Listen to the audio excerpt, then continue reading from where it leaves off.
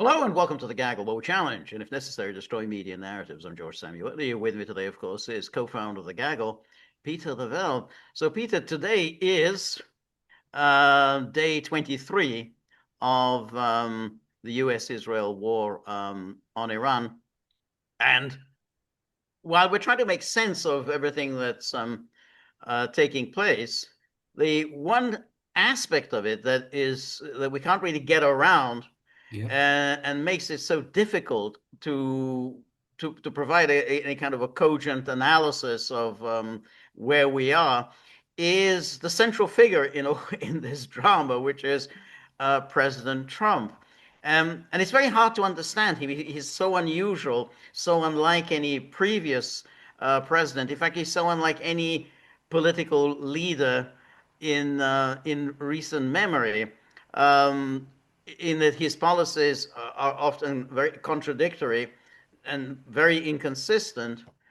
And it's hard exactly to understand why he has so drastically reversed the very policies on which he had run in 2016, 2020, 2024, and seemingly has embarked on a set of decisions that cannot have a good outcome for him or for the United States. So we have to kind of try and figure out what exactly is what exactly is President Trump about? What is Trumpism? What can this person be hoping to achieve through this war?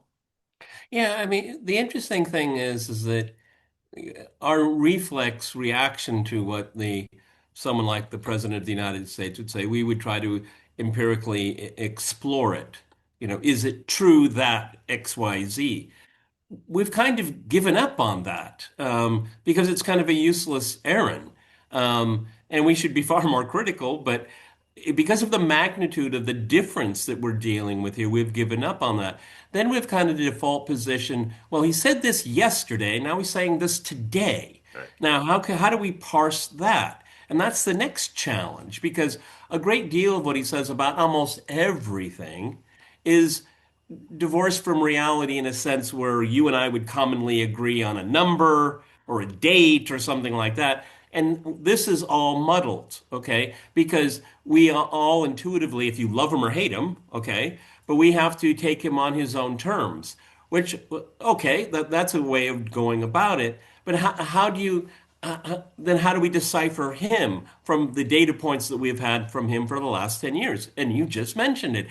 What explains this radical reversal on you could say a lot of, and I remember it during the 24 election. You can say whatever you want about Donald Trump, but he didn't get us into any new war. Right. That was a default position. Right. And a lot of us would say, yeah, well, yeah, look at the screw up that Biden created when you in Ukraine. Okay, Donald Trump didn't do that. Now he had, it was in his first administration. We can decipher Right. what he was doing there. Right. But how, given everything we know about this guy, Right. how did we get to this? And I was thinking about it this afternoon, and this may sound really kind of mundane, but I think it partially explains it. He just has an affinity for rich people. And there's a lot of rich people that think that, this is the right policy. And he's constantly surrounding himself by these people. History will come down harshly, I think, on Steve Witkoff and Jared Kushner. But, at this point in time, were these the right guys to advise him? I mean, this is extraordinary. And neither one of Kushner or Witkoff, they're not foreign policy experts. They're real estate guys. And and it looks, and I remember saying to you, every time there was these meetings, negotiations, I bet you, they after those negotiations, they went down to the hotel bar and they were having business meetings. Okay. Right. It looks like that's true. Okay. So the That a thing is great that deal of it was focused on that. And Trump is impressed by people with money because and Trump mistakenly, in my opinion, thinks that if you're rich, you're virtuous, the which problem actually is with not the that, yeah, case. but the problem with that perspective is that a lot of these rich people that are apparently influential with him, like say Paul Singer, for example, um, they they were never Trumpers. They hated Trump. So the real question, and then, or, you look at, well, Mark Zuckerberg and all the rest of them. These were, never Trumpers. Even Mark Levin, but I mean, he's not particularly rich, but nonetheless, he was a never Trumper. So then the question is, why is he surrounding himself by people who were never particularly strongly affiliated with him? Yes, they have money. Okay, that's good, and that's an explanation.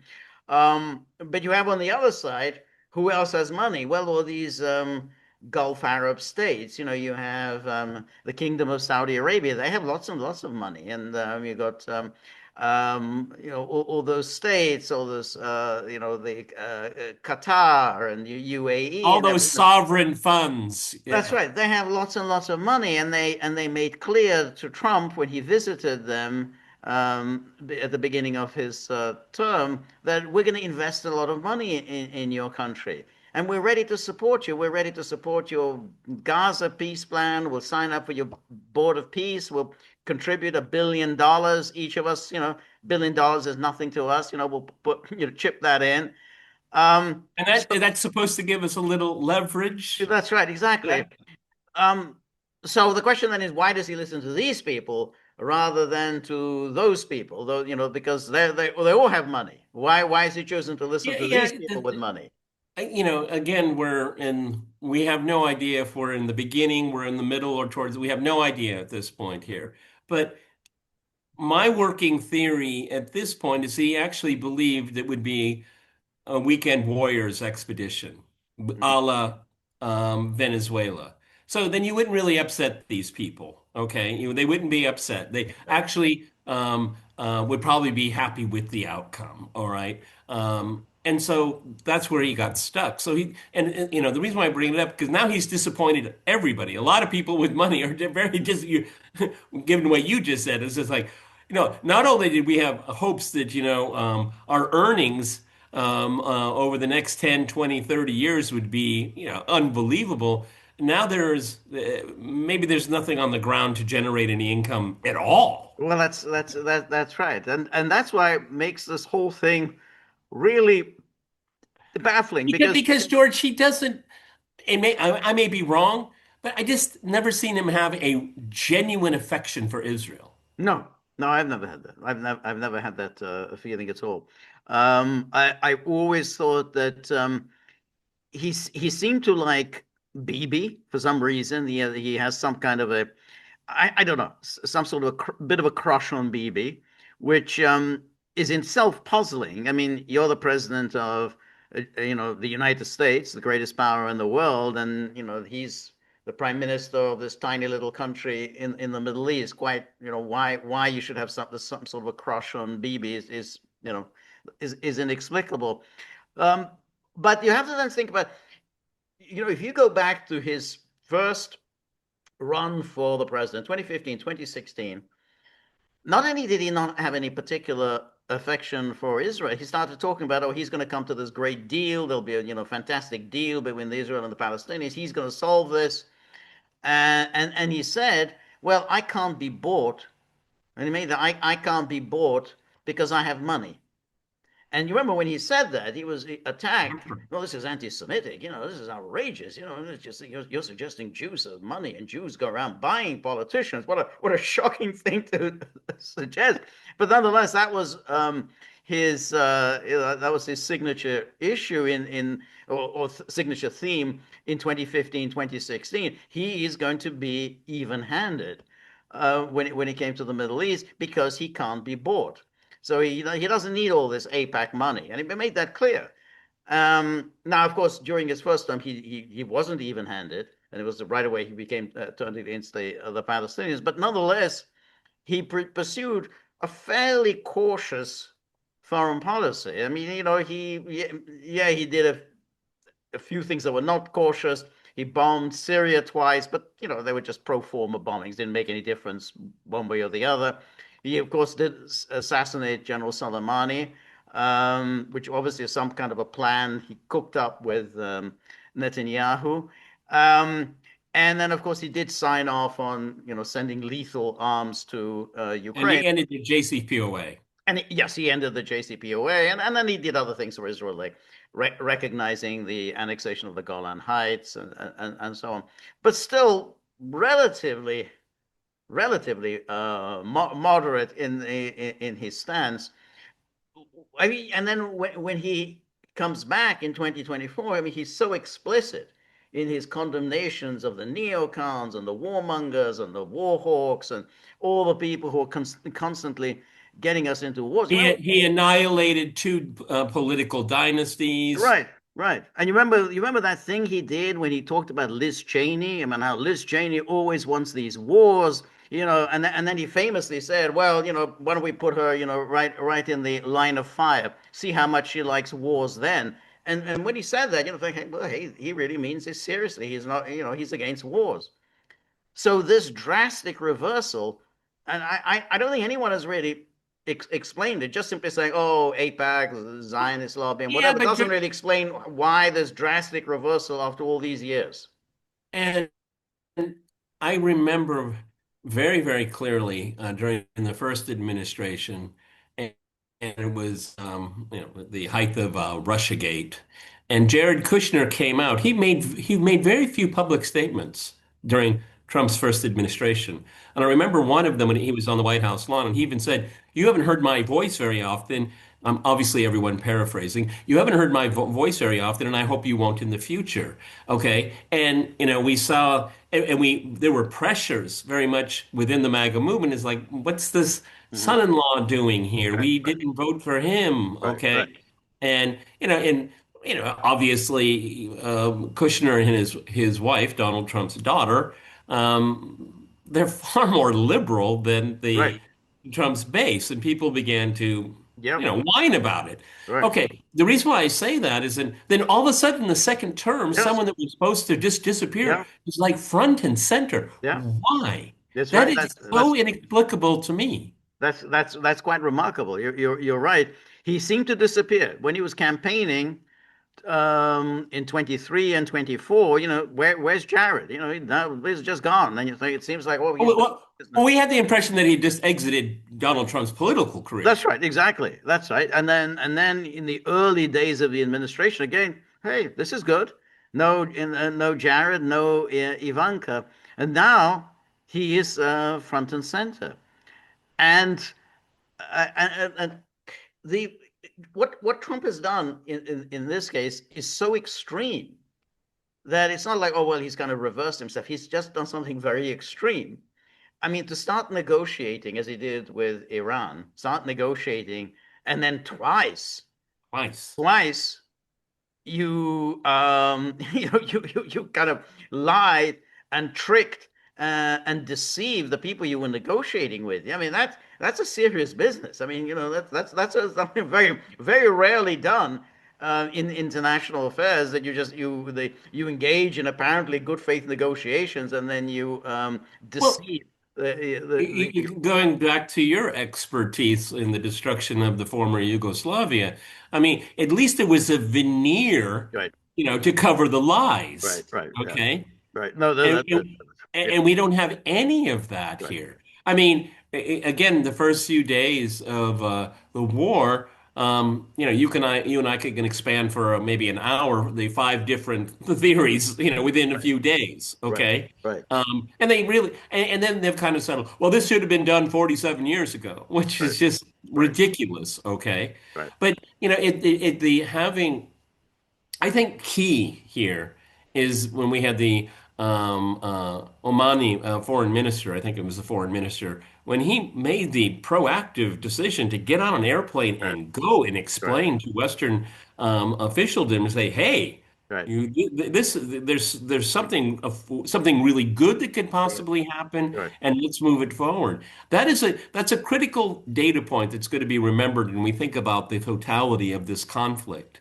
right, But we haven't even gotten close to right. explaining No, why. we haven't got close. And the Omani foreign minister has also penned an article in The Economist this week, saying exactly the same thing that he had said when he took part in that interview with Margaret Brennan on CBS. We covered that.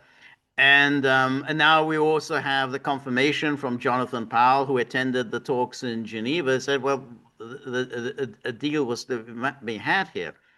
So then you have to then again ask, why would Trump toss aside a deal that he could easily have touted as as something? Hey, it's a great accomplishment. I got a better deal than Obama. I said I would. And You it know, would have been, yeah, and I it did. would Yeah, have I been did it. from an Yeah, right, From an American perspective, absolutely a better deal. yeah, yeah. So having something, when you have something in your hands that you could then boast as having as a great victory, and now who knows where we are? That is very, very strange. And then you have to then wonder if you have to go to some deeper psychological explanations about him. I don't know. I don't really know him personally, but whether there is some kind of a death wish, some the id, that's how the Freudians try to explain, the kind of a will to self-destroy. I don't know. As I think you were saying just before we started, that there are people who say that he's some kind of a genius and whatever. I don't see the genius. Maybe I others can see the things that I can't see, but I don't well, see the genius. the surviving the Butler Yeah. incident, Okay. like is you know God saving me for a higher purpose. Well, that might be there, but he's never struck me as a religious No, man. he's not. I don't think he is. He's never talked about it. No, he's never once. Well, what would I would imagine he was brought up nominally Christian, but do you even know what denomination? I think that's good. Well, I think it. Episcopalian? Yeah, either or Presbyterian. I think Or, one. Yeah. and you put a gun to my head and ask me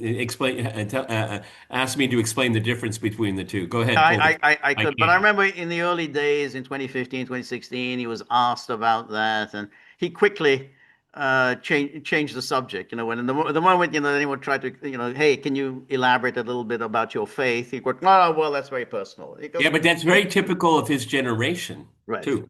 right, right, Okay. right, right, So we're kind of trying to check things off here. right, Um, um, okay, maybe take the religious dimension out of it because I don't think it exists. Okay. This super belief that for some reason, the universe is saving you for the greatest possible, right, results. right, Throwing caution to the wind and saying, right, most people, when you're dealing with the matters of war and peace, you get down to, and that's why you have generals around you. General, what are our odds? right, Are they better than 50-50? right, right, Okay. right, And if you're someone, in the one hand, you have a deal that can outdo your greatest nemesis, Obama. It's in your hand. You can coddle it. You can hold it. right, right, Okay. And then someone says, parenthetically, sir, it's probably way less than 50%. right, right. No, So, that's right. But I think so right. what drives a person to do Right, that? but that's what I was thinking. Again, I'm not a psychologist by any stretch of the imagination, but that is definitely an aspect of a human personality. In the moment of greatest triumph, you kind of toss it away and head towards disaster. Who knows what deeper instincts lurk there. And I'm not suggesting that that's the case with him, but at least that may be a possible explanation. Um, but there is. And I think you just touched on this. His idea that he can solve all outstanding problems by his own genius. So if you looked at the Venezuela thing, Yeah. this whole Delcy Rodriguez thing, I think her name was going to go down in infamy. I mean, it's like I think that the very name Delcy Rodriguez, I think will be cursed Mr. forever. Quisling, step aside. Exactly, Mr. Quisling, step aside. Yes, but he probably thinks, okay, we did that in Venezuela. Probably Cuba is going to be a success. I mean, it's just Cuba looks as if it's on its And last it legs. looks like they're lining up Right, candidates. right. Okay. So he's got that, um, and so therefore he thinks, okay, well, what's one more outstanding problem. And then presumably, he is a man very much, he's obviously a very smart guy, but generally not a very intellectually curious person. He certainly never reads anything. I mean, he does, I don't think anyone's ever accused him of reading a book. I mean, I mean, the only books that he ever praises are books about him. So, Or well, books that he had written for him. a red boy, yeah, exactly. But when some MAGA person or somebody vaguely sympathetic to him writes a book, but it's mostly about Trump. That this is a fantastic book. You need to buy it, even though he's not read the book. So so it's possible that he actually came to believe. He listened to Sean Hannity. He listened to Mark Levin.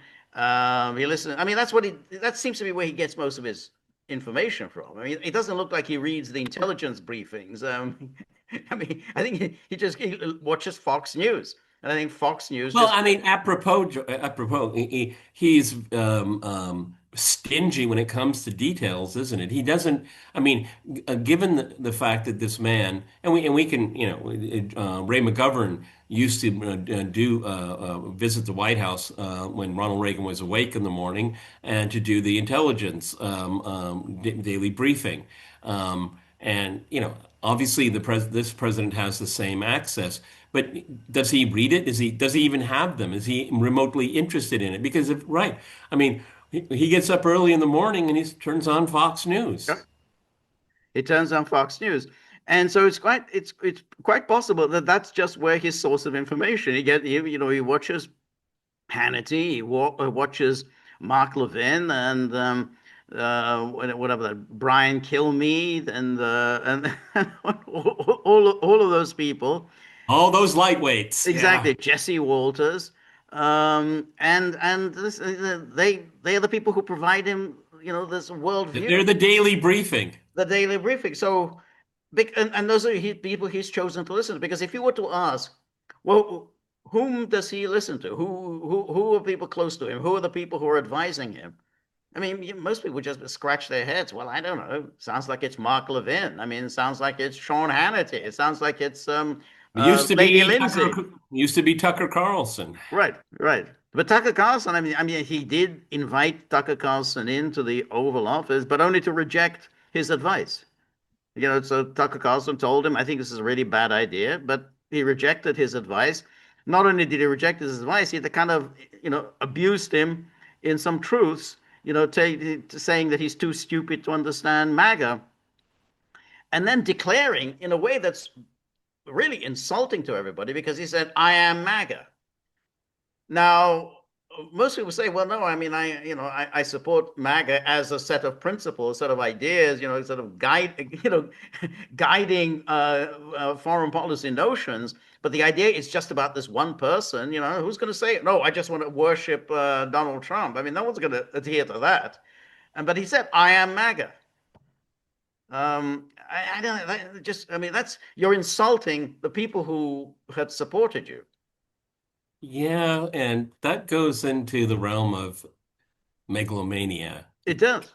I'm sorry, it does because I am the movement. Okay, well, no, a movement is a set of principles. Right. Okay, I Right. mean, Jesus Christ was represented a set of principles. Right. Okay, Right. um, and I say that with purpose because when you start doing that, it's all about me as an individual Right. instead of ideas, then you're in really big trouble. And then you don't take criticism very well, do No. you? No, Okay. no. And you can't argue about the principles anymore, okay? Because if you can't argue about the principles, then there are no principles. There's just the man. That's it. And in his most recent truths that he sent out, that's what he's kind of saying. I am MAGA, and therefore I alone understand what this is. Now, he seems also again even about that very ignorant because of course America First long predated Trump, the America First movement that goes back to before World War II. And Charles Lindbergh, and then he was revived, of course, by Pat Buchanan. Pat Buchanan talked about America First. Trump, really appropriated ideas that were already, enunciated decades earlier by Buchanan, by Ross Perot, by Ron Paul. Trump just came along and seized on all of this, probably never really believed it very much. So for him to say, I am this, it's and then to start insulting the people who really advocated on your behalf, very articulately, such as Tucker Carlson, say he's Or too stupid to Marjorie understand. Taylor Exactly, Greene. calling her Marjorie Traitor Brown. I mean, apart from it's being very juvenile, it's not a good idea to do this to people who had campaigned for him. I mean, she campaigned for him. So now the other aspect, I mean, could it just be dementia? Is that a possibility? You know, my mother worked in a convalescent hospital, and when I was growing up, I saw the cruelty of dementia. It's absolutely the cruelest thing. And and I'm not a medical doctor, and if I were, I haven't examined the patient. But you you s- you see hints of it at the very least. Okay. Um, when you do not accept reality, Right, okay, and you're saying it's not that way. Your eyes are lying to you. I can never lie to you. I am always right. Well, that's someone that's losing their right, faculties, okay? And and I think it's irrespective if there's a medical condition here, we see a trend. I mean, he's cutting off friends, right, Marjorie Taylor Greene, Tucker Carlson. right, Candace Owen loved Donald right, Trump. right. Okay. Charlie Kirk is no longer with us. Okay. So you turn on those people and then you look for rationale to support your position and you use people to do that or for like people like Mark Levin have the worst possible motives, in my opinion, at least. Ben Shapiro, all never Trumpers, All by the never way. Trumpers. That's it. And, Remember, they're all never and so when Trumpers. you reject people that genuinely express affection and care about you, you're cutting off, you're closing doors behind you. Right, And that, I think that puts you in a very, very difficult mindset and how to move forward. Because whatever you want to say, whatever your analysis of all this is, I'm going to be as generous as I possibly can. And I want, and inside I don't feel generous, okay? Because I'm really angry about this, okay? But the most generous veneer you can put on this is you've boxed yourself in, man, right. okay? And doesn't look like there's any easy way out, No, okay?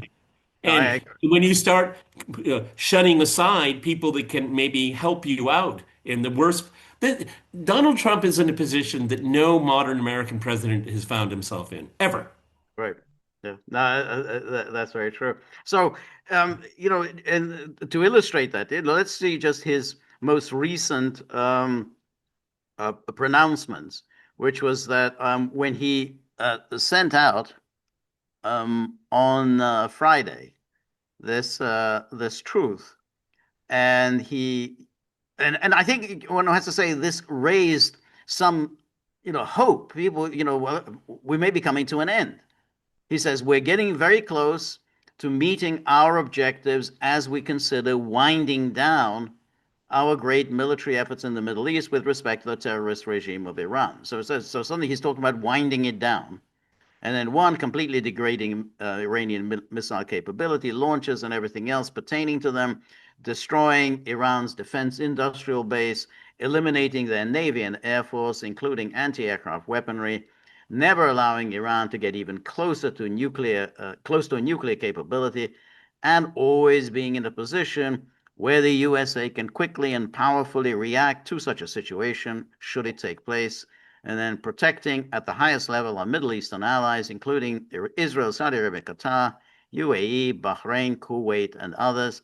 And then the Hormuz Strait will have to be guarded and policed as necessary by other nations who use it. The United States does not. If asked, we will help these countries in their Hormuz efforts, but it shouldn't be necessary once Iran's threat is eradicated. Importantly, it will be an easy military operation for them, and then so on. Now, so those bizarre. First of all, he says, "Well, we've done all of this, so we're going to wind things down."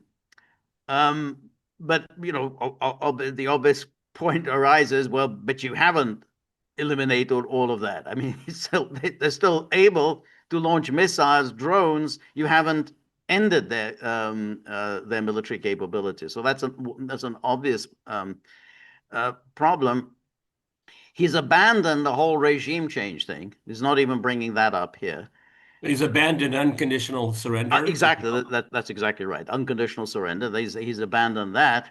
And then he's kind of dumping the Hormuz Strait thing into the lap of the others. So, you remember when Colin Powell, remember that what was the Pottery Barn rule? You break it, you own it.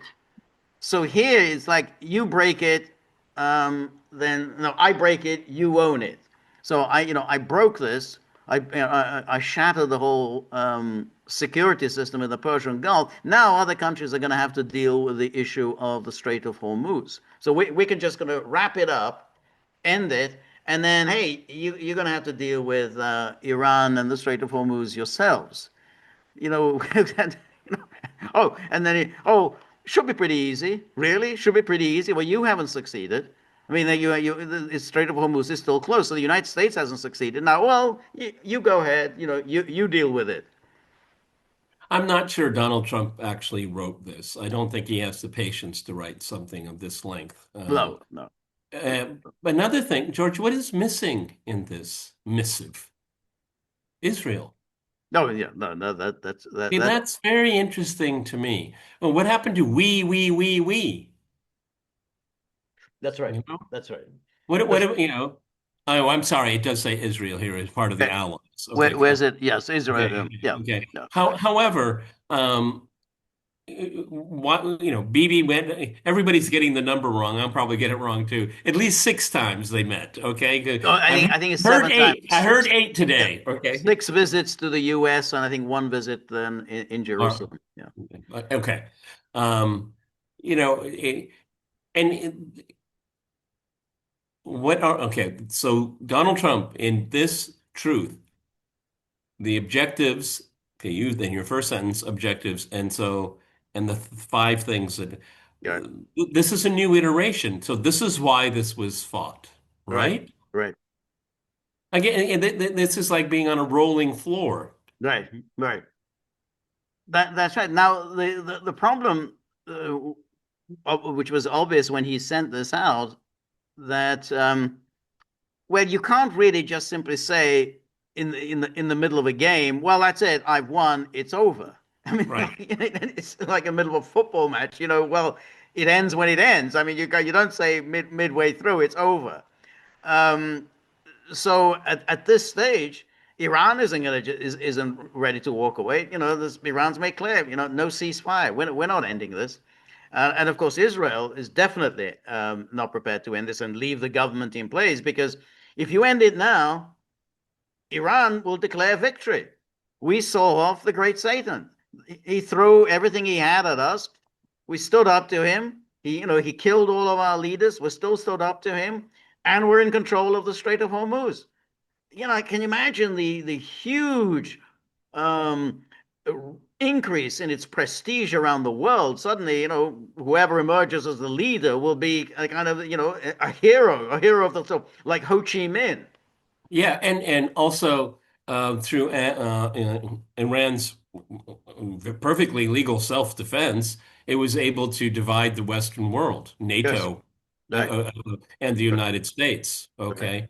No, using George's metaphor, I mean, if this is a football game and you just suddenly say it's over, this is a catastrophe. Okay, so what is if you're Bahrain or the UAE? Where do we stand? right, The Americans just say they won. What about right, us? right, Okay, all right, right, and plus it's utterly ridiculous to we're getting close to meeting our objectives here.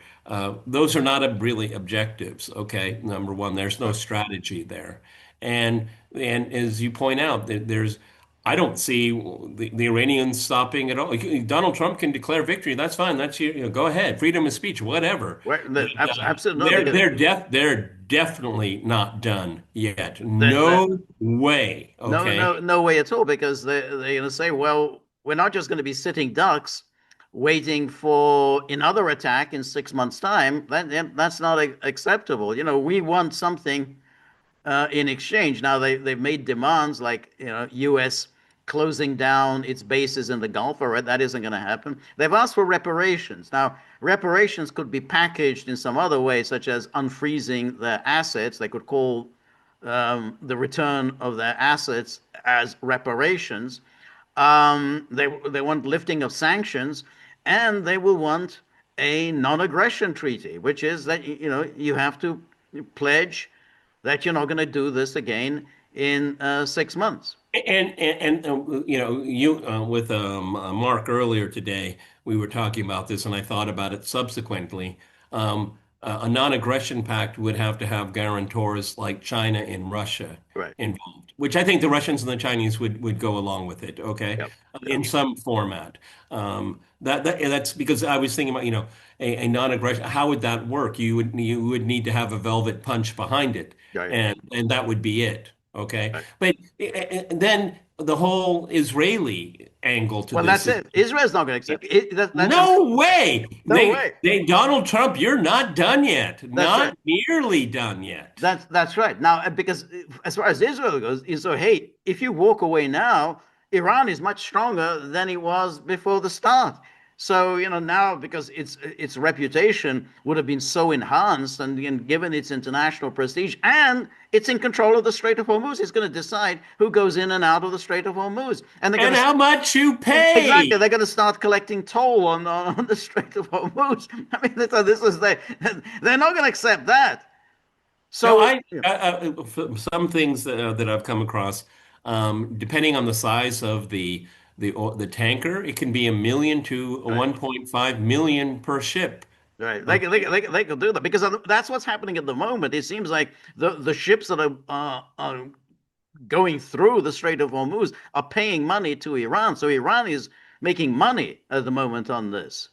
And remarkable, and this is something that we actually didn't have time to get onto this morning, is that, well, the United States has lifted sanctions now on oil sales to India, Russian oil to India. It's lifted sanctions on Russian oil that's being transported on the seas. It's also lifted sanctions on Iranian oil, which that's a unique one. There's a war, and you lift the sanctions on your opponent. But Iran responded saying, "We're not interested. We don't have any extra oil to sell. So we're not actually going to try and make any money on this. We're not interested in this. So, you can lift sanctions all you want. We're not interested in taking advantage of this thing." That's a remarkable turn of events. You Well, lift the what's even sanctions, and then more Iran says, "We're not interested." But see, what's really interesting here is how if we can put the United States and Israel in one basket and then Iran in the other. So the Iranian side, which I think was really quite brilliant, and I think time will tell, they gave their preliminary demands for an outcome of this war. And we've talked about it. Okay. And then Trump, instead of reacting to it, went up the escalation ladder, Right, which, it was a huge mistake right, because he could have, and this could have been a way to start winding it down. All right, we see their term. Of course, they're outrageous. right, right, However, right. that's a segue. That's They a, gave them a seg. The Iran's, and I just read it before we convened here. Arachi said there are no negotiations going to happen with the Americans. Now, right. that's, does that mean there's never, never, never? Of course No, not. no, Okay, of course not. What Arachi is saying is that, make my day if you right, want to. You make my day. Okay, right. we're listening. Okay, we Exactly. don't want to negotiate with you, but if you've got something to say, Right. No, that's go it. ahead and say That's it. that's right. So anyway, after this truth, Trump sent out another truth where he's so absolutely Oh my fulminating. God. You I know, hadn't seen I I, didn't I, see I I this one. always I always find it hilarious when Trump said, because you can always, it's like somebody's getting really in a really foul mood. Generally when you're in a foul mood, it's always, think, breathe, take a few deep breaths before you say anything. But Trump doesn't do that. He's in a foul mood and he lets fly.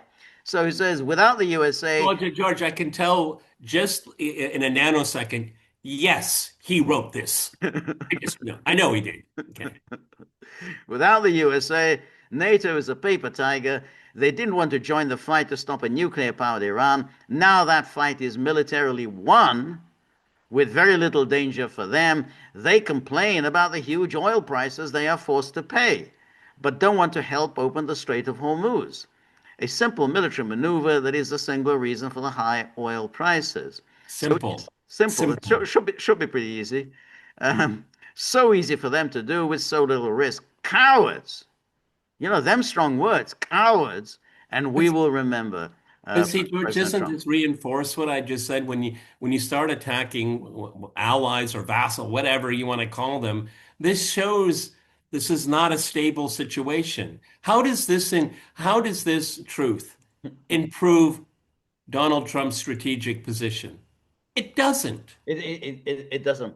Now, it is true they've now put together a kind of another quasi coalition of the willing. 23 states have signed on. They've issued a declaration that they're going to do something or other about opening up the Strait of Hormuz. After the conflict is over. Right, exactly. But none of them is spelling out, well, what are you going to do? But but that's it. But exactly. So if you're not really prepared to take any military risk, which is what opening up that strait is going to involve, then it doesn't really mean anything. It's like Article 5. You can issue all of these declarations. It doesn't mean anyone's going to commit anything. So then, uh, this really came out on Saturday evening, where he says if Iran doesn't fully open without threat the Strait of Hormuz within 48 hours from this exact point in time, the United States of America will hit and obliterate their various power plants, starting with the biggest one first, and so on. Now there are all sorts of problems with this. I mean, obviously, when you start threatening to obliterate power plants, I mean, you're already on the verge of admitting to a war crime, since you're hitting civilians. The other aspect of it, and you can see how Iran responded. This is um, the speaker of the Iranian parliament says immediately after the power plants and infrastructure in our country are targeted, the critical infrastructure, energy infrastructure, and oil facilities throughout the region will be considered legitimate targets and will be destroyed in an irreversible manner. And the price of oil will remain high for a long time. And throw down what is in your right hand, it will swallow up what they have made. I don't know what that. George, we go through so many of Trump's posts, but when we come to something like this, I understand everything he said very clearly. Right. No, Wait, you don't need to analyze this. no, you Okay. don't. No, no. Now, the thing is that why one has to take this seriously is that is exactly what Iran has done. Iran has indeed responded in that kind of graduated escalation process. So the Natanz was attacked, the Natanz nuclear facility was attacked. Iran responded by an attack on Dimona. Now, the town Dimona didn't hit the Israeli nuclear facility, but basically that's where its nuclear facility is housed in Dimona. So Iran has done that. Um, Keir Starmer says that, United States can use Diego Garcia base to start hitting Iran in order to open up the Strait of Hormuz. Iran makes an attempt to hit Diego Garcia. So I'm not. this is all I'm very, not. it's a I'm not. graduated escalation, just as he points out. I'm not absolutely convinced that Iran did shoot that missile, or that. It's possible. I mean, because in any case, I'm agnostic at this right? point. No, even if it did, it didn't reach its target. So the question, even if it does have a much greater um, capability to launch longer range missiles, you still need guidance. So just simply shooting up something that doesn't get anywhere near its target. It doesn't do any good.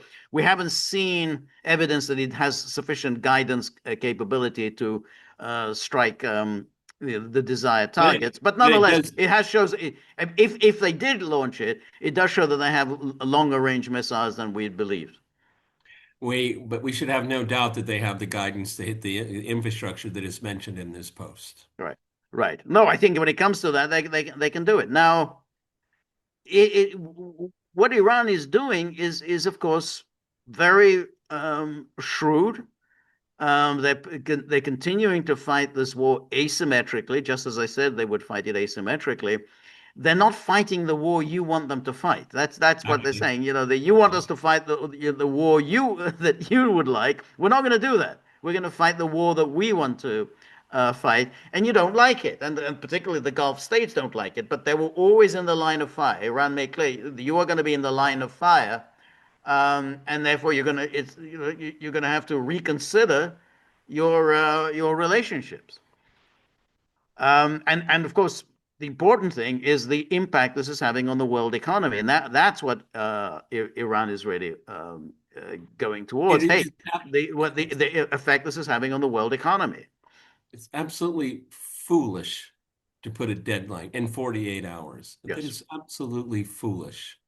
it is. Um, Again, it goes back to the very beginning of this podcast. Is what is the mental Right, situation here? I right. mean, given what day are we on? What This 20? is day 23.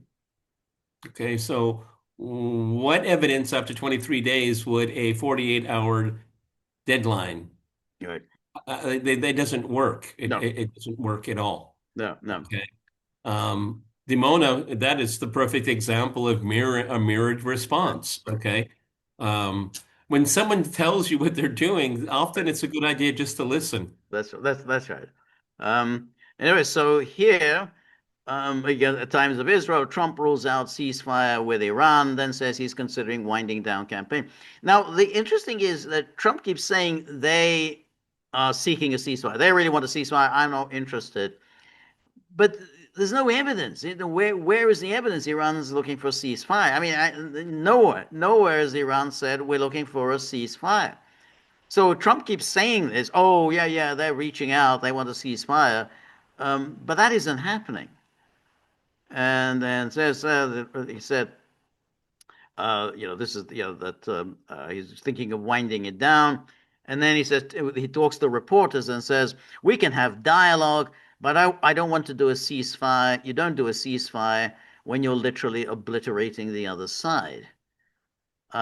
Asked if Israel will agree to end the war when the United States decides to do so, Trump responded, I think so, yeah.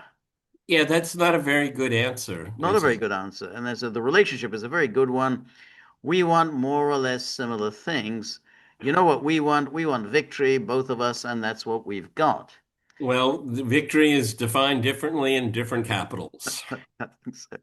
And then it's not even a contest. Trump said earlier as he presented naval cadets, and then Trump added that of Iran that we want to talk to them, and there's nobody to talk to because the killing of Iran's former supreme leader and a host of other top officials. And you know what? We like it that way. This is what I mean, where it sounds like he just sounds unhinged. How can you like it that way when you don't know whom you're talking to? How do you know who's making the decisions there? That's the kind of thing that you want as your first order of business. You want to know who's actually making the decisions in Iran. Precisely, if you want to bring it to an end, you kind of want to know who's the person who's going to make that final decision to bring it to an end.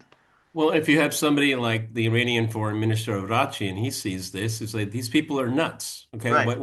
why do we waste our time? We did But already that's twice. right. It is an interesting question, really. I mean, I haven't seen anyone writing about this. Have you seen anything about who is actually making the decisions in Iran right now? I I mean, think because the supreme leader is. I think the Revolutionary Guard. the We don't. IRGC, yeah. Yeah. Mm. I think it's the same people that we would presume. And given what we've seen.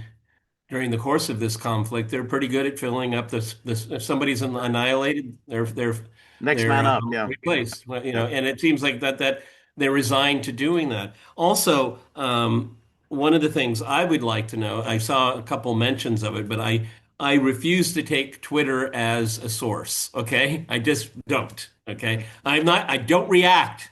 I wait. I wait. Right. Someone's trying to fool me. Okay. Very often people are being fooled. But if Iran has separated out into 31 military districts in the country, preparing for this conflict for 20 years, presumably, and I may be wrong, is that they've decentralized their energy Right. sector as well. I would imagine that's would go along with this whole mosaic strategy, they Right. call it, Right. of decentralized. Yeah, sure, you can probably inflict a lot of pain on Iran. Put out the lights for a few days, maybe a week or so. Can you do it for the entire country? I would tend to doubt it. Why would you have a demilitarized administration, demilitarized intelligence, demilitarized military, and not decentralize the economy? I mean, that doesn't make any sense to me. No, You would. yeah, I think so. But you always have to think that somebody like Araghchi, he's the foreign minister. Who is instructing him? Is there somebody that he gets instructions from? I mean, maybe it is a It supreme leader. Maybe Yeah, he's in touch with the or supreme leader. maybe it's just a ad hoc Right. um, um, um, um, presidium of people. Yeah. The problem, I kind of sardonically commented on how people are so-called experts on Russia, experts on Iran, which they actually know nothing about either country. That is a problem we have here. I don't honestly know a whole lot about Iran because there's so much countervailing white noise all the time pounding away at us. We have no idea. I mean, the reason why I say that is that, well, Russia is a country I think I can rightfully claim to say I know well, okay? But when I see people commenting on it, it's just like, oh, they're just made up. And so that applies in my, ergo, that applies also to the same kind of talking heads that talk about Iran. And so No, I'm very I agree. And it's very difficult. I think the way Iran works is has always been, I think, quite difficult because you have obviously you have the Ayatollah, the clerics, who are in the supreme authority, and then you have the ministers who interact in the normal way with other governments. So, like during the negotiations of the JCPOA, you said, okay, we can understand these are the ministers, you have the president, you have in some ways you understood, but you didn't quite understand what is the relationship between the two. What's the relationship between the foreign minister and the clerics? I think, George, if you don't mind me saying, I think you and I have been on the receiving end of that. In the past, I've been invited to conferences to Tehran, and one organization apparently is doing it, then another one says, no, we're doing it. Right, right. And then I just like, Yeah, forget it. yeah, And yeah. I over the years, Iranians have said, yeah, that happens a Right, lot, okay, right. because of different power centers and all of that, and that it makes it very decentralized. If you're on the receiving end of it, and I think you've been on that too, Yeah, it's yeah. just very frustrating because you Yes. just don't know who to listen to. No, that's right. That's right. Anyway, here was this is what we're just talking about, this joint statement by this coalition of the willing. So, joint statement from the UAE, UK, France, Germany, Italy, Netherlands, Japan, Canada, South Korea, New Zealand, Denmark, Latvia, Slovenia, Estonia, Norway, Sweden, Finland, Czechia, Romania, Bahrain, Lithuania, and Australia on the Strait of Hormuz. Now, No Israel? but some of these countries, Well, some of them um, are landlocked. that's exactly what I was thinking. Like what's Czechia gonna do? I mean, yeah, I mean, it's landlocked, so I don't know what naval. I don't know what. Yeah. Um, we condemn in the strongest terms recent attacks by Iran on unarmed commercial vessels in the Gulf. attacks on civilian infrastructure, including oil and gas installation, and the de facto closure of the Strait of Hormuz by Iranian forces. Now, right away, you can say, okay, they're not attacking all unarmed commercial vessels. Only they've said we're only attacking those vessels that are of the countries that are attacking us. So if you're not attacking us, you waltz in. Well, I mean, but they're attacking ships that are violating their gatekeeping. I mean, if Right, you just sit there running out of water, running out of food, you're not right, going to be attacked. Okay, right, if you try to break the gatekeeping, and I right. think we should be very clear in gatekeeping, and there is no blockade. There is no blockade. No, It's being controlled. Who right, gets in and out? right. That's right. Then he says the attacks on civilian infrastructure, including oil and gas installation. Well, why are you being so selective? What about the attacks on Iranian oil and gas installations?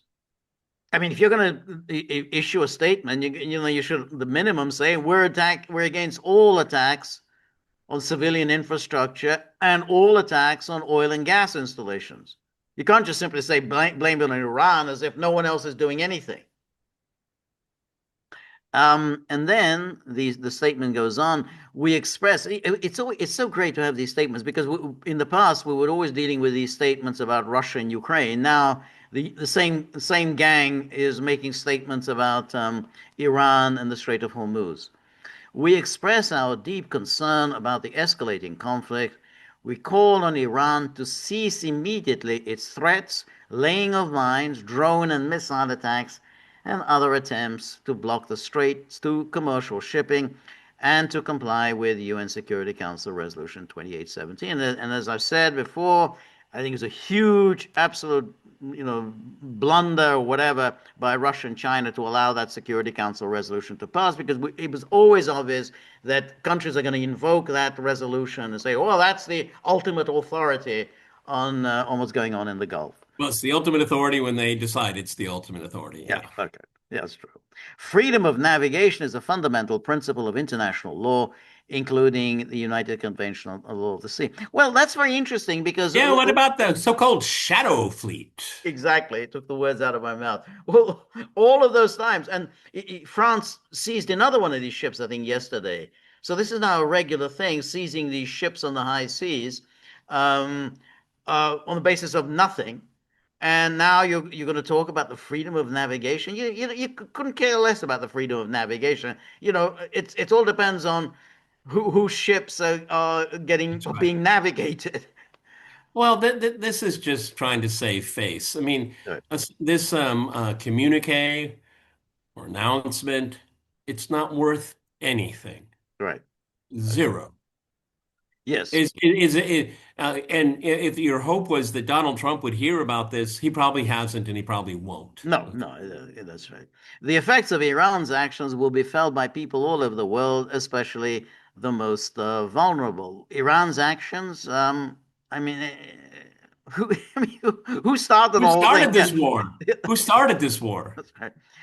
And then he goes on, consistent with Security Council Resolution 2817, we emphasize that such interference in international shipping, we can international shipping, and the disruption of global energy supply chains, well, but it's okay when you're seizing the shadow fleet and the oil tankers they're carrying, constitute a threat to international peace and security.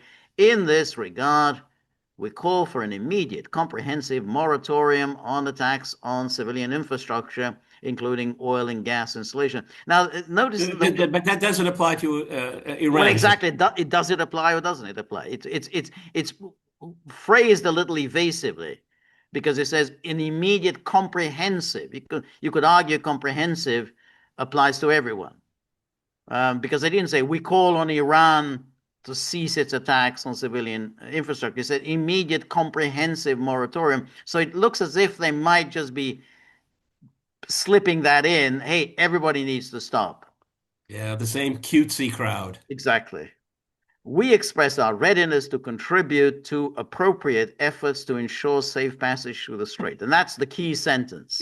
Yeah, well, we'll pass around popcorn while everybody's waiting in line. Yeah, the Right. appropriate efforts. Yeah. Readiness to contribute So we are ready to contribute. We're not saying that we are going to contribute. We are ready to contribute.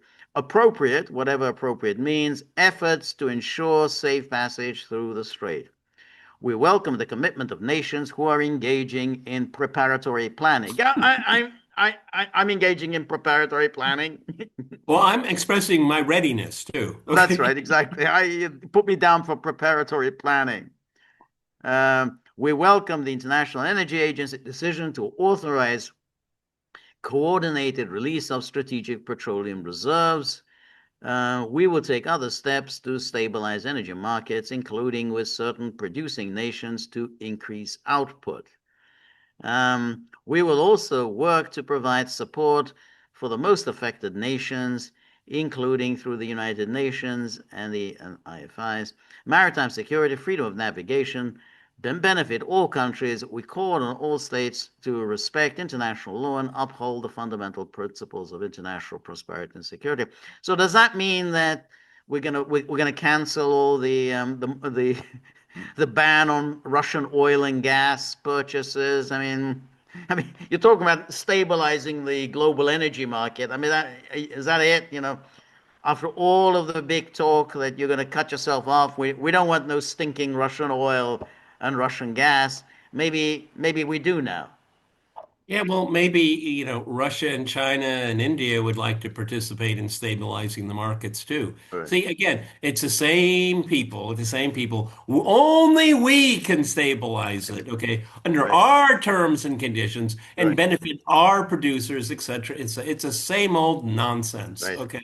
right. Exactly. And now here's our friend Barak Ravid. He writes in this article in Axios. He says Trump's team game planning for potentially Iran peace talks. Potentially Iran peace talks. What peace talks? Oh, well, a potential. And here it says Trump's envoys Jared Kushner and Steve Witkoff are involved in a discussion around potential diplomacy. So I think, and as you said, Arakchi denies that there's any talks taking place. So any deal to end the war would need to include the reopening of the Strait of Hormuz, address Iran's stockpile of highly enriched uranium, and also establish long-term agreement on Iran's nuclear program, ballistic missiles, and support for the proxies in the I don't know, region. Charlie. We've already been here, I haven't think that's it. Exactly. That's we? it. What? And What? and Iran gets what? Yeah, yeah, yeah. And Iran gets what for doing all of That's right. these? So that's the point. When they say a deal, well, a deal means there's something for all sides. And then there has been no direct contact between US and Iran in recent days, though Egypt, Qatar, and the UK have all passed messages between the two.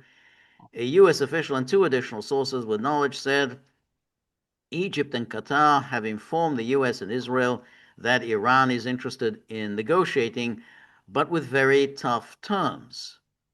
The Iranian demands include a ceasefire, guarantees that the war will not resume in the future, and compensation. Well, okay, they're tough terms, but they're the reasonable terms. I mean, if you once you launch a war and the war hasn't delivered the goods for you, you can't then ask for even tougher terms when you haven't been able to meet the earlier terms. Yeah, Yeah. it would be like after the fall of Stalingrad, the Germans say, "Well, we want to end this war, but on our terms." On our Okay. terms, exactly. And then, so between our view is we've stunted Iran's growth, said one U.S. official who believes the Iranians will come to the table. The Why official, does that person believe that? Okay. I don't know. The official said the U.S. wants Iran to make six commitments.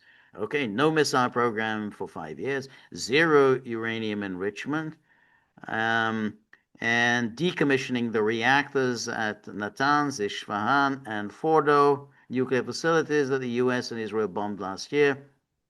Strict outside observation protocols around the creation and use of centrifuges and related machinery that could advance the nuclear weapons program. You keep waiting. Okay, so where, why are we even talking about these are the peace terms, negotiation. These are a set of demands the U.S. has been making. I mean, what negotiations? Arms control treaties with regional countries that include a missile cap of no higher than 1,000, no financing for proxies such as Hezbollah, the Houthis, and Well, Haftar. just pure lack of imagination here. Right, Okay. it is. Yeah, yeah, I yeah, mean, this yeah. is just, it's really almost to the point of being comical. It's not comical because so many people are dying and so much is being destroyed. But this is the best you've come up That's with? right. Yeah, yeah, amazing. And then Iran has repeatedly rejected several of those demands. I think most of those demands in the past, and leaders in Tehran have noted the difficulty of negotiating with a president who has engaged in talks in the past only to suddenly bomb them. Yeah, that's always a problem when you abruptly call off talks and start using force that nobody really wants to reopen negotiations. And then we have Arakchi told his Indian counterpart on Saturday that normalizing the situation in the Strait of Hormuz would require the US and Israel to stop attacking Iran and commit not to resume the attacks in the future. And then, Well, I don't know. I mean, maybe I got a bone to pick with the foreign minister here, but it seems like the Straits of Hormuz is quite normalized now. well, that's like they're normalized. That's right. That is And normalized. they haven't figured out how to take it away from Iranian control, short of a massive military operation, a very dangerous, risky military operation, would have to be done by the United States. All this coalition of the willing, they're not going to take part. It's going to be done by the United States, whether involving the seizure of Karg Island or whether seizing Iran's southern coastline. Very dangerous, likely to result in many casualties. I'm not sure the United States is there yet. And maybe it'll decide that it has no option but to do that. But that's that's all it's done. I mean, you can't just simply say, "Oh well, we're just we'll take this over." Well, you got to do it. And I think Iran is saying, "Okay, go ahead. Go They ahead, have take said, over the Strait of Hormuz." they have actually said it. I think Arachi said, we're Right. waiting for you. That's right. And then as for Trump, he said Friday that he does not oppose talks, but is not interested in the moment in meeting Iran's demands for a ceasefire. Trump Okay, sees the demands for reparations as a non-starter. Okay, and then a second official said could be room to negotiate over returning frozen assets to Iran. They call it reparations. Maybe we call it return of frozen money. There's many different ways that we can wordsmith so that it solves no, you can't wordsmith that.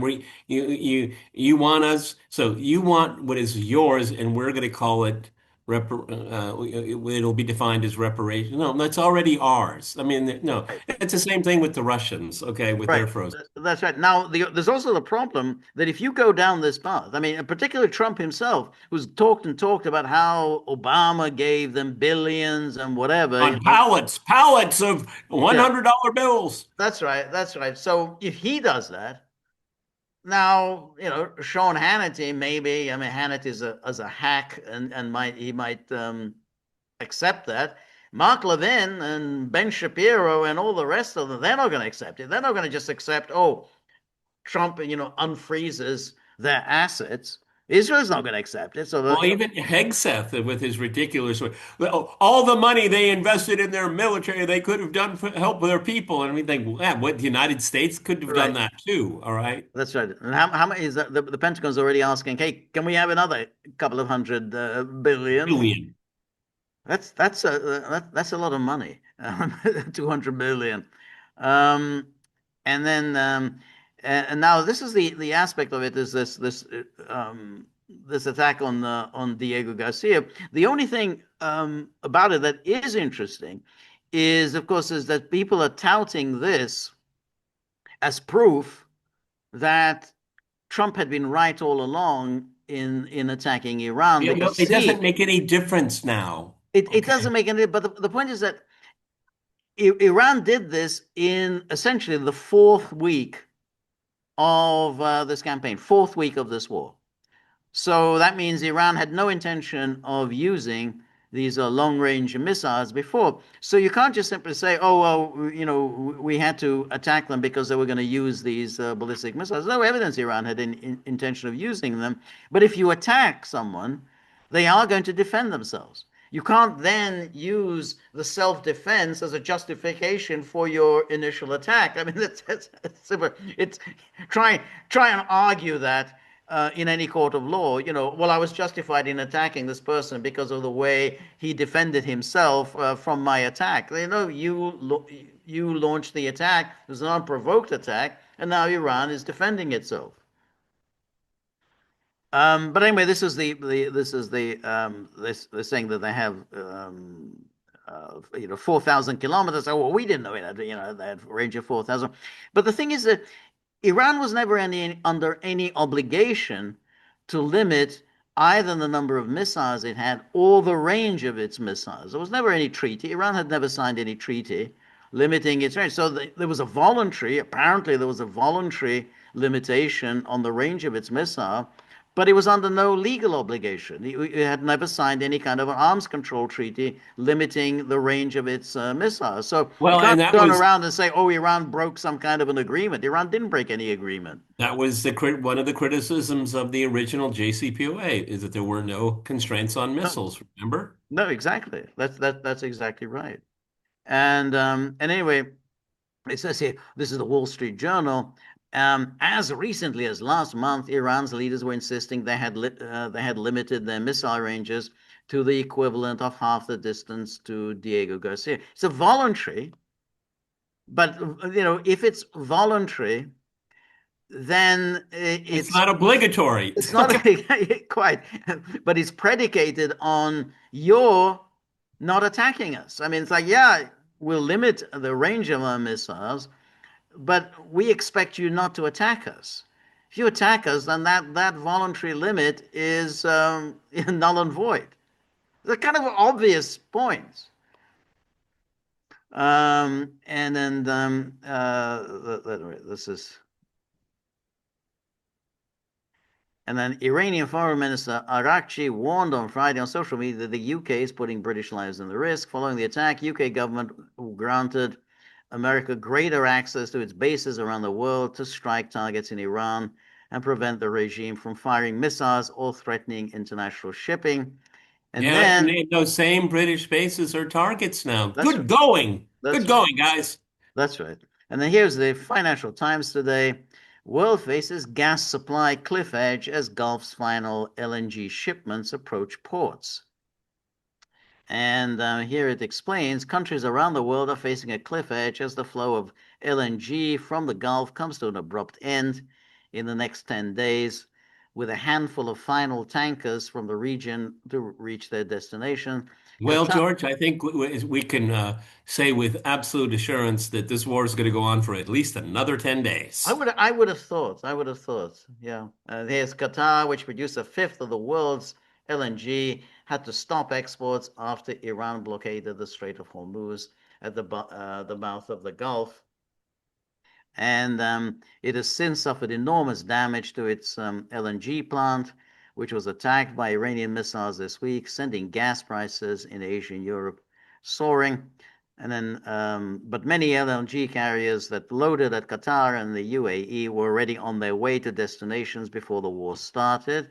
Okay, they're okay, but then basically it's going to run out. I mean, um, so we go back to the question that we asked originally: what could induce an American president who is, after all, tasked with not looking after the interests of Israel? I mean, when you're elected to the presidency of the United States, your primary responsibility is to the welfare of the people of the United States. I mean, that's your job. I mean, you run for office to do that. So what could induce an American president to embark on something that, as we discussed the other day, Pat Buchanan warned about 20 years ago, said this is what Iran will do. And that was 20 years ago, and Iran is now stronger than it was 20 years ago. Yeah, they are going to block the Strait of Hormuz, and that's going to have a huge impact on energy throughout the world. What could induce an American president to do that? We don't know. We simply cannot.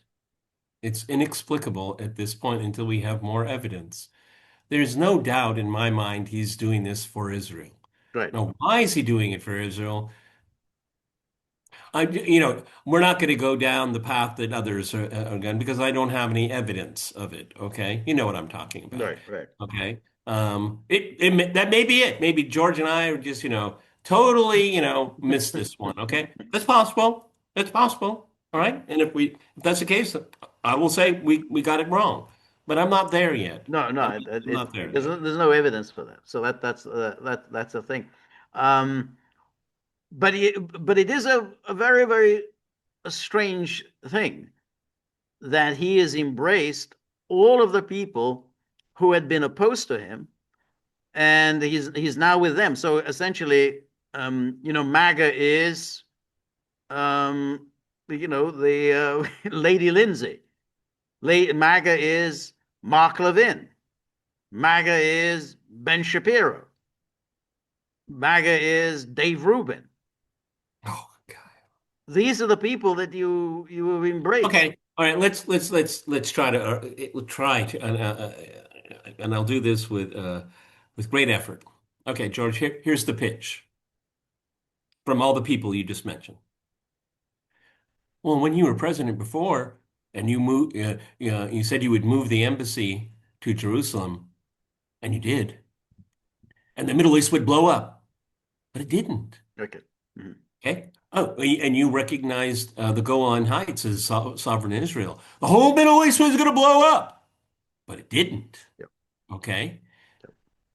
This is the arguments I'm sure that they were Right. Right. bombarding him Yep. with. Okay. Yep. And you took out Soleimani, and it was going to blow up the Middle East.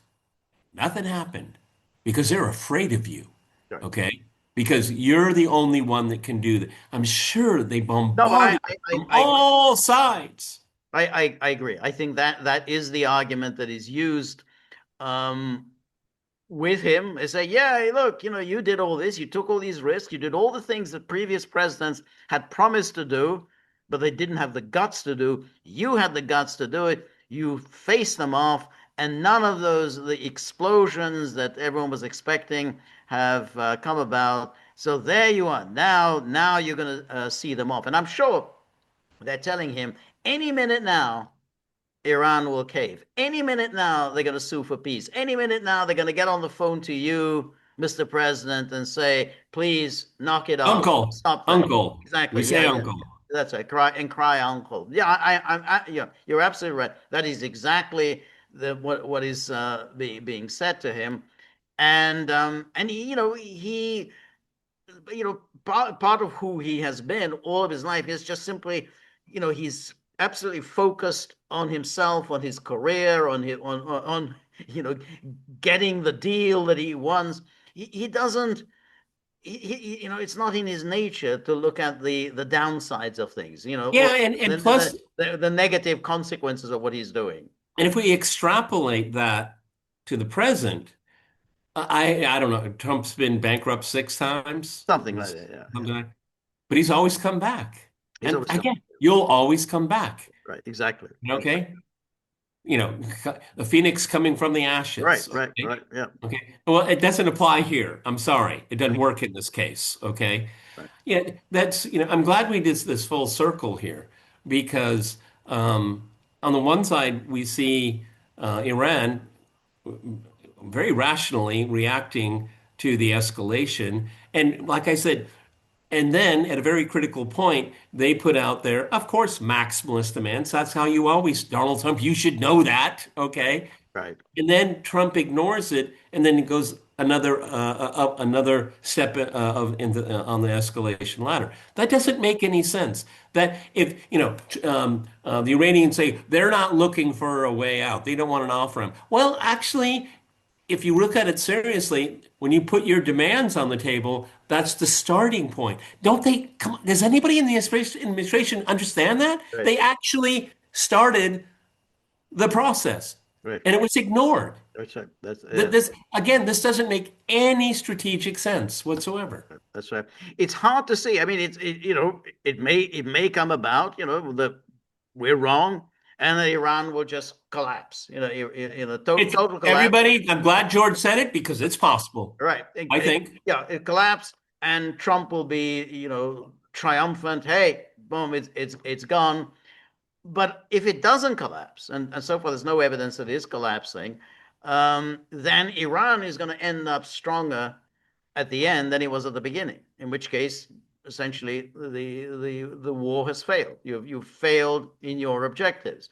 That means Israel will be in a much more um, difficult position than it was before, and Trump's presidency will indeed then hang by a thread, not just in terms of the losses in the midterm, but the inevitable impeachment that he will face, and the political arguments against him are going to be quite devastating. I mean, if he fails. Now, if he pulls it off and he succeeds, then he will be celebrated. Even the Democrats will pretend that, well, we were for this right from the Yeah. beginning. Yeah, we were right behind you Yeah. from the start. That's when the war pigs will show their snout. Yeah. That's right. But at the moment, it's hard to see how that happens, because you know you know what Trump would now need to do, essentially, to accomplish his goals, I think, which is to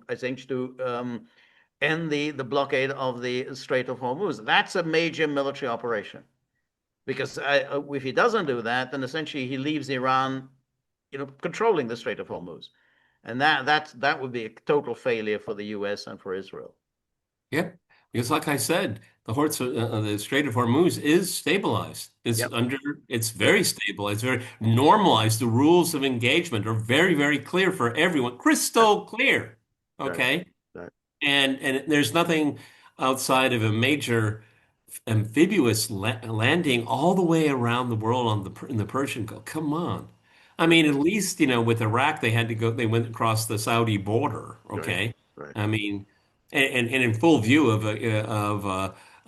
Saddam's forces. So this is very, very different.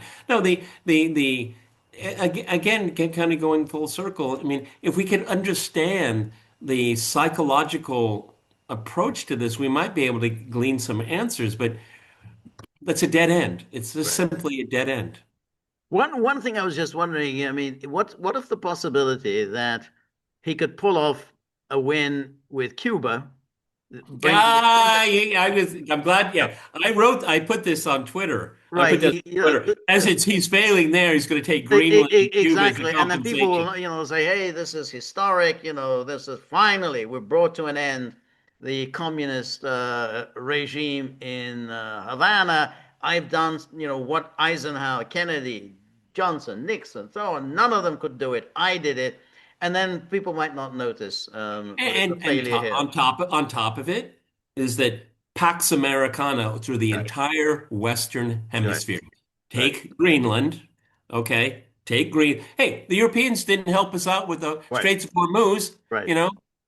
Go chase a car, That's okay? right. We're gonna take it now. Just gonna take it. So you have the entire Western Hemisphere. Will that be compensation? Of course. Well, in the minds of some lunatics, yes. Some exactly. So, Hannity will buy it. And some Jesse Waters would buy it. Levin and the Israel First crowd will definitely not buy it. But it could be just something, just change the subject. And therefore say, well, we're talking about Cuba now. We're talking about Greenland. We're not talking about this. And that's a way of getting out of it. I'm not saying that's what he'll do, but it's a way of solving his Well, problem. I'm sure it's crossed his mind. Right. Obviously, the fly in the ointment is that so the United States is going to do nothing to stop Iran pulverizing Israel.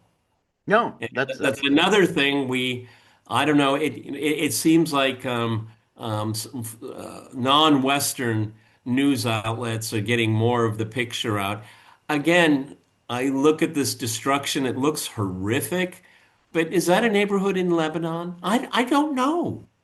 yeah, When you look at it, you just go, it looks bad, but that's right. certainly, And again, Twitter X is it's not representative of really anything, okay, in my mind. The, But what is posted, very clearly, there's very little sympathy for Israel out there. oh no, that Very little. Okay, this, what you did to Gaza, what you're doing to southern Lebanon, and it's happening to you. So, why are you complaining? All right. and yet at the same time, we've all become completely inured to all of this. Lebanon, I mean, that's been going on since 1975. I mean, it's like, I mean, there've been periods when, oh, at last the civil war is over, Israel's invasion is over, and whatever. And then we go back, and then you ultimately people just get bored with it. Oh, again, Lebanon, haven't we already been here before? And Israel succeeds in the fact that people just get bored with this. It's like, oh yeah, yeah, this is a tired old war. You go to CNN, and still, who speaks, for Israel? Oh, they bring on Israeli government minister, an Israeli ambassador, the Israeli consul general, Israel's permanent representative at the UN, and they're always they're taken. No one ever challenges them. No one ever, um, gives them a critical question or anything like that. Oh, they're somehow speaking for us. They're on our side. These are our people. What's really going on with Israel? How is Israel reacting to all these attacks from Iran? Well, yeah, yeah, Yeah, I mean, it was CNN. I think it was CNN. It doesn't really matter. They're all the same to me, to be honest. They bring on an Israeli woman.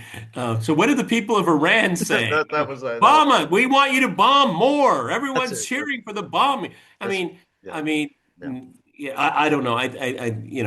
I've always believed that the American people are the most propagandized people ever in history. right, yeah, yeah. And if you just can't look at it and say, you got to be kidding. Okay. That was fake Tapper, Fake, there we go. Fake tapper. fake Tapper, who brought this woman on, who's an American Israeli woman, and she lives in Israel, and he actually had the nerve to ask her, what are the Iranian people thinking about getting bombed? And what do you know? The Iranian people that she's talking to are supporting this. They're in favor of it. Amazing. I mean, who are these Iranian people who are in favor of their schools being bombed? Their own children getting killed. The desalinization plants getting destroyed. Apparently, there are these Iranian people. Yeah, yeah. And Apparently. fake Tapper just so said, well, that's really interesting. Well, it's good that you're getting the lowdown from the people on the street. It's like, how can you be so lacking in self-awareness? I was saying, well, an Israeli woman purports to speak on behalf of the Iranians. That's why this is a bad situation that is only getting worse. I guess that our next benchmark is I saw it was in the evening on Saturday that the 48-hour ultimatum was made. So that would be So Sunday. I guess is that Monday or was Monday. it Monday? Yeah. Oh, Monday. no. Okay. If the Iranians, as things stand, will obviously completely ignore the threat, and if the infrastructure that the Trump administration claims that will destroy the energy sector, then Iran will follow suit. Yeah. Okay, so now we're in an even worse situation. That's right. Okay, where Exactly. this is it's cascading. Making a demand like that is just absurd. It defies any kind of logic at all. Yeah, Okay. that's right. And All right, everyone. We the one thing I think we what you said, and what I think we can take from this discussion was that move over, Mr. Quisling. Somebody else has taken your position. Welcome, Delcy Rodriguez. This is the Delcy Rodriguez option. Yeah, but she's like that's the epiphenomenon of all of this. Okay, working on the assumption that this is a strategy that works. No, it was people that were bought off. Yes, Money talks. No, it that's doesn't talk. It screams. It was an inside job. Um, Doing that to Iran, there it was wasn't no gonna do it. reason No, for it to be. and that was but what? what is the most important is that Iran did not produce anyone like you, Delcy Rodriguez. That's so that was, yeah, you were on hand. Iran wasn't going to produce anyone like you. There were no Delcy Rodriguez's in Iran. So that's so Well, that tells you more about Venezuela than it does about anything else. that's right. So, all righty, everybody. Fingers crossed. The deadline that is fastly coming to an end. George and I will be on the inside of that before it ends. We'll talk to you tomorrow. We'll be on our live A stream. live stream. We're doing a live stream tomorrow morning, 10 a.m. Eastern time. And it's good that you're looking for the dogs because they have rather a lot to say. A lot of it is quite, not really fit for, tender human ears because, they tend to express themselves in no uncertain terms, particularly when it comes to the tip jar. I mean, Apple's a little better. It's Buddy who gets a little scabrous in his language. Scabra. So, Such a good word. Good word. so if we don't, we try to minimize our exposure to bad language. So if you have anything to put into the tip jar, you know, coins, crypto, bills, $100 bills, whatever, straight into the tip jar. We're very grateful for all of your help, friendship, and support. The more you're able to donate, the more of these videos we can make, the more we can improve on the technology, and the less likely it is that we're going to be exposed to kind of this very bad canine language, which is, it's our ears are too tender for that. So remember, if you like the gaggle, please like, share, and subscribe. See you soon. Bye bye.